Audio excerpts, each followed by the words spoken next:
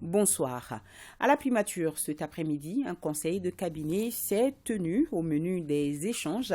L'évaluation du rapport du plan d'action gouvernemental pour la deuxième fois et les résultats sont satisfaisants et le gouvernement maintient le cap. Pour plus de détails, je vous invite à suivre le porte-parole du gouvernement, le colonel Abdoulaye Maïga. Il est au micro de Fousseini Tounkara.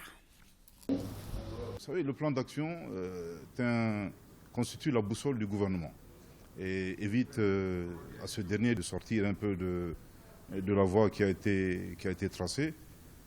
Il s'agit d'une deuxième évaluation du plan d'action du gouvernement. La première évaluation a eu lieu il y a quelques mois et a porté sur le premier trimestre, c'est-à-dire le mois de juin, juillet et août.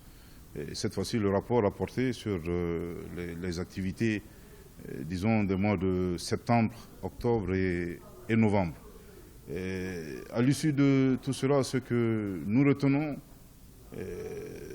essentiellement, c'est bien entendu une satisfaction, pour la simple raison, d'abord que le cap du gouvernement est bien maintenu, et avec un taux de réalisation des actions programmées de 87,10%, évidemment, nous pouvons dire que le bilan est satisfaisant et malgré les difficultés.